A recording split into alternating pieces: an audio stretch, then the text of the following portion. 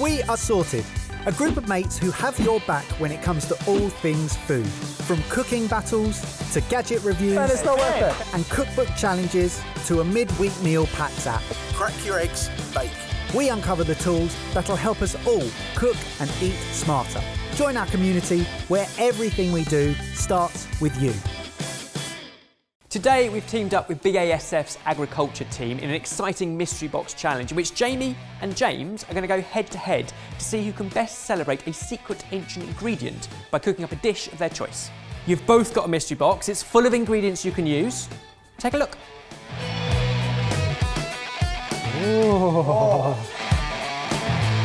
None of these are the secret ingredient, because if they were in here they wouldn't be secret, is that right? Would you like a clue? Yes. A 5-letter word I'm used to make bread. Remove one and I'll burn you instead. It's wheat. Goes into bread, into flour. You're already winning the battle, James. It is wheat. But the best part is, before the actual cooking battle, I'm going to send you off to learn all about the ancient ingredient from wheat experts. Right, boys, have fun on the farm, and I'll see you back here in a few days. So first up, I sent the boys to meet Hannah, an arable farmer in Cambridgeshire. On Hannah's farm, she grows sugar beet, oats and field peas. But James and Jamie are there to learn all about our key ingredient, wheat. What kind of foods does your wheat go into making? Historically, mainly bread, but that could also be crumpets or any other kind of baked goods. We're growing now more biscuit wheat, which kind of does what it says on the tin, goes into biscuits. Like that one. Some of the wheat will also go into animal feed though. So how do you grow wheat? So if we start as wheat as a seed, we would plant this winter wheat seed in October normally.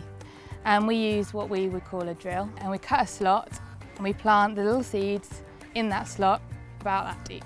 And then after the wheat is planted, we will put a herbicide on the top of the soil that will protect the wheat from any weeds that will come through in that initial period. And the wheat itself then will grow. So I planted these about 3 weeks ago. So this is kind of what wheat would look like over winter. Hopefully it'll grow lots of shoots and leaves, and then when it comes around to the spring, then that's when our management starts increasing a little bit more.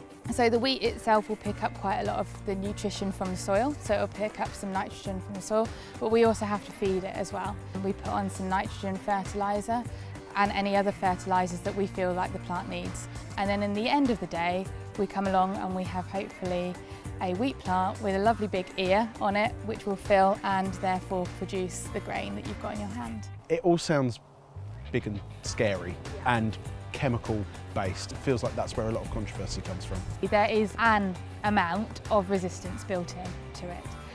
And I suppose this is the difficult bit about growing a lot of the same variety, but we have a lot of diseases that affect wheat, something called septoria and something that called rusts. And what these do is they kind of live in the leaf and they stop the leaf from photosynthesizing.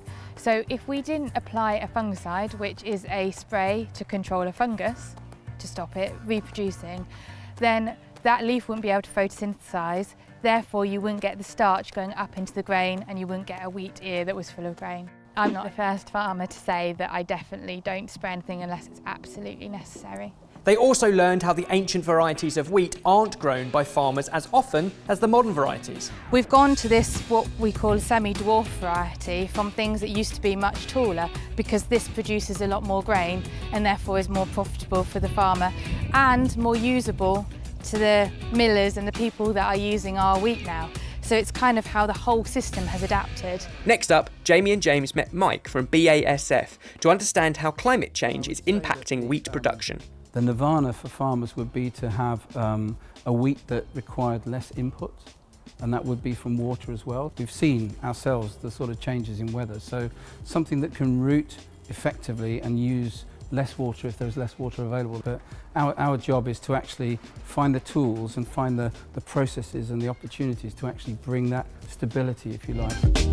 I don't think, as a chef, I know enough about where ingredients come from, so doing this kind of thing I think is really beneficial for me, and it does make me appreciate a bit more where things come from and how they're made and how much effort it takes to make these things available to us. We have a lot to learn. We have a lot to learn.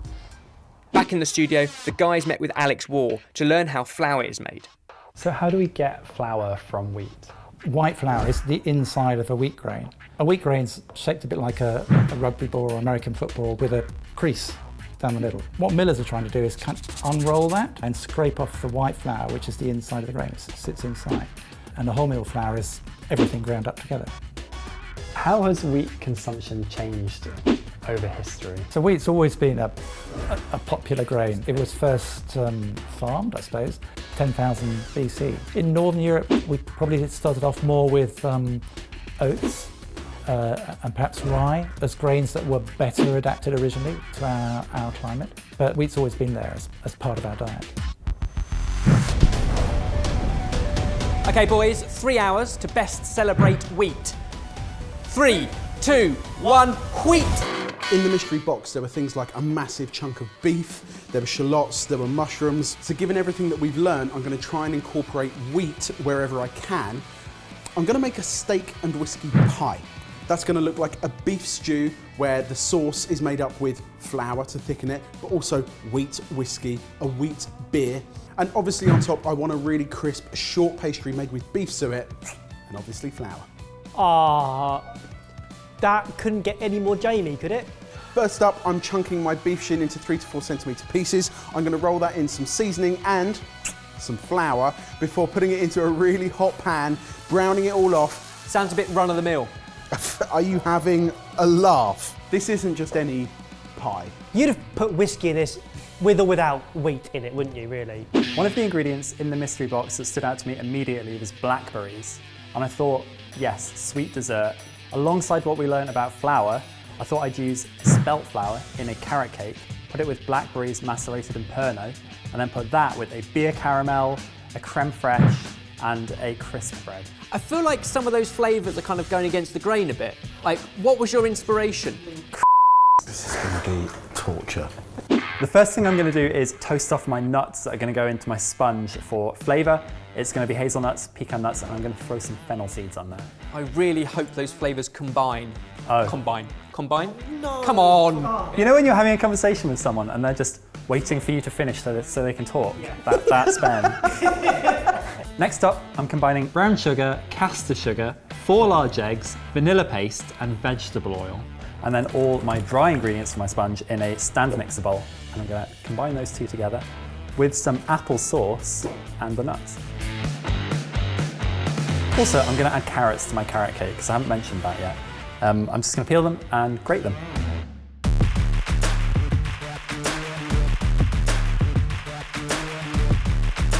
Getting the moisture out. Right, I'm going to make my batter over there. That looks good. I just tasted my batter and realised I haven't put any spices in it. Well, it tastes delicious because it's already got nuts in it and stuff. But I'm going to put some cinnamon and ginger in it.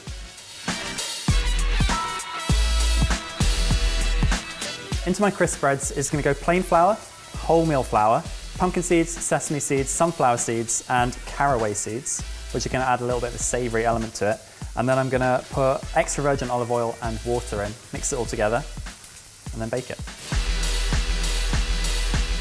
With my beef browned off, I can now add my shallots, mushrooms, and bacon lardons into the same pan. They're going to fry down, get a little bit of colour, get a little bit of flavour going on. Then we're going to add a little bit of flour into those to thicken the sauce as well.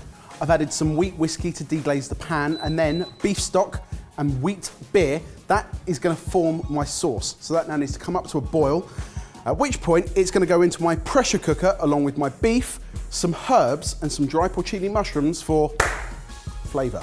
James, how you getting on, mate? That looks like an odd technique. Getting on wonderfully well. It's just so deliciously oily that I can't roll it out. I've got to pat it out. Is that sugar? I decided last minute to put some sugar on it. Let me put some carrots in my cake. Let me put some sugar on my breads. So you've had 1 hour, 2 hours remaining. Bear in mind, Jamie needs 50 minutes of pastry baking and an hour of pressure cooking. Yeah. That leaves him 10 minutes to do everything else. I'm going to make a beer caramel. It's got sugar and beer in it, and then I add butter and cream. It's going differently to how it went when I tested it. Come on, you're going to have to plough on, not much time left. Oh, ebbers. Whoa! All right, it's going in. didn't drop a drop. It smells sensational. Thyme and bay leaves going in. And here's the part where I work out how a pressure cooker works.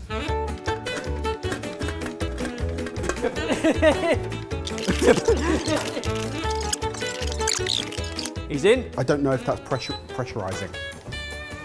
I don't know why I'm looking at you. You're not going to help. I'm waiting for this to go like a deep amber brown, as you would caramel. It's quite difficult with beer caramel because it foams up so much. For my pastry, there's plain flour and baking powder. Then, as the fat, instead of butter, I'm using suet, which is beef fat, more flavour, and nigella seeds with some water. I have never excelled at making pastry. And I'm not going to know if it's good pastry until it's rested, at which point there's no time to make another pastry. In the past, as normals, we've either won or lost a battle on the pastry. You lost one once, yeah, that was terrible pastry. I'm gonna have to do this again. Why? Doesn't taste very beery or caramelly. Sounds like just what you want from a beer caramel. What's wrong with that? It's pretty good. That's unbelievable.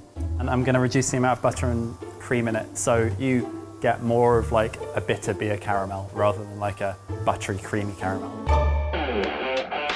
So look, my recipe as written now has a break in it. I'm going to use some more wheat somewhere else. I'm going to make some semolina roasted potatoes. I have to admire your ambition here, but do you not think you've got enough going on already? What else am I going to do in this time? The pastry needs to rest for 30 minutes. That needs to cook for an hour. And I'm sure it's going to be good enough to beat a carrot cake. Why not go an extra level? Why not push myself harder? I'm gonna prepare my blackberries. I'm gonna macerate them in sugar and Pernod, but I'm also gonna dice up some fennel and put that through with it as well. Aniseed flavour throughout the whole dish. I'm going to use Pernod because nobody's ever heard of it before and it'll make it sound posh. I've heard of Pernod, I just don't know what it is. So I'm going to heat up some oil in a tray, drain my potatoes, ruffle them up, add thyme, garlic and oil, semolina and some salt and pepper. Then I'll pop them into the oven until they're golden. I'm going to very calmly depressurise my pressure cooker. I'm going to gently strain my beef stew through a colander into the frying pan so that the sauce can beautifully thicken for 5 to 6 minutes. My final few tasks are to trim my carrot cake domes, and I'm gonna try and mix a little bit of citric acid into my creme fraiche just to make it even more acidic and cutting for the rest of the dish because it's all very sweet. I need to work fast. I've rolled it out into a square, which is going to sit perfectly on my circular skillet pan. This has thickened. It hasn't thickened as much as I want it to. I don't think I have a choice. It's got to go into the pan. I'm egg washing the rim of my pan so that the pastry will stick to it. Hi, Isabel. I'm full on stress. You're making a little omelette on top of that, James. Into an oven at 190 degrees Celsius for 45 to 50 minutes until beautifully golden brown. Boys, you've got just under 5 minutes left. Roast potatoes have come out of the oven. In the next 5 minutes, I have to cook the peas. I have to plate the peas up, plate the potatoes up, and at the last second, pull out my pie.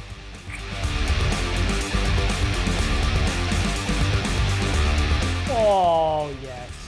I did all that work and I'm actually going to hide it underneath the bread crisps so you get a little surprise. Oh, Evans, a slotted spoon is the worst way to drain peas. Last minute. What? Jamie, the pie. Please don't forget the pie. 5, 4, 3, 2, 1. Step away from your wheat celebrations. I made a pie. It's exactly how I wanted it to look. We'll see how it tastes.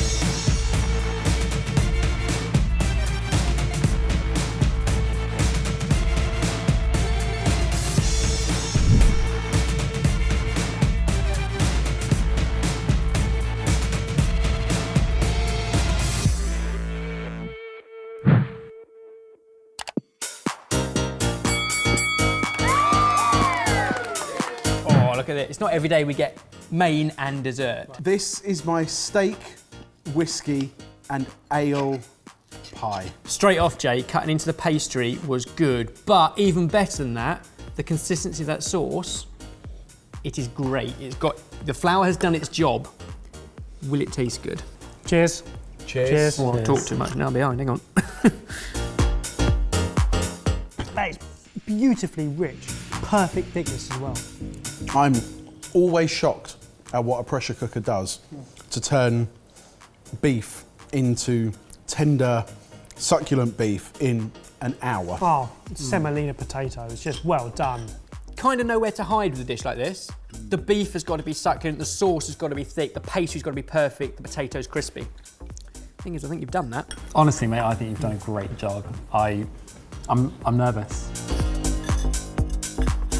Okay, new plates, new cutlery. Dig in, James, to the Reveal. Oh. I still don't know what to expect. It's all kind of hidden in. Yeah. I know, I'm kind of nervous for you guys.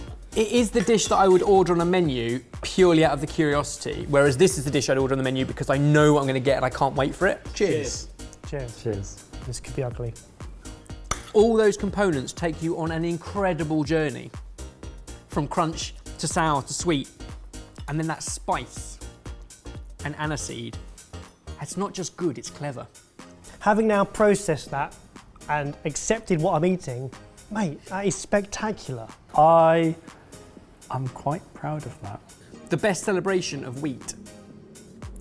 Tough brief, 2 excellent dishes. Should we do this one at a time and see if we agree? You go first. Right. So my winner is, I'm gonna put it out there, James Curry. That was spectacular. Thank you.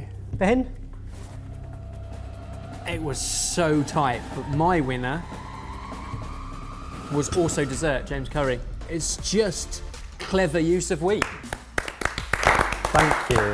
Both dishes celebrated wheat perfectly, but I also learned something new as a dish from James's, but I think that's why that's the winner for me. Do you guys agree? Comment down below who was your real winner. And if you want to get the recipes for both of these dishes, they're in the description box below.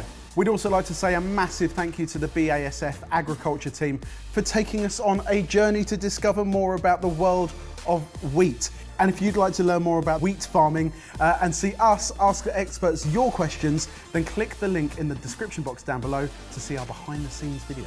I'm going to dunk a potato, but have you got more carrot cake in the kitchen? No, you don't like my one. You don't like my one. I'll have the peas. We've also built the Sorted Club, where you can get tons of foodie inspo using the Pax Midweek Meal app, discover and share restaurant recommendations using the Eat app, listen and contribute to our Feast Your Ears podcast, and send us ideas for new cookbooks you'll receive throughout the year. Check it all out by heading to sorted.club. And now a blooper. Mike's now got bored with wheat and is filming insects, spiders, beetles, bugs, anything that he can see that's moving on the ground.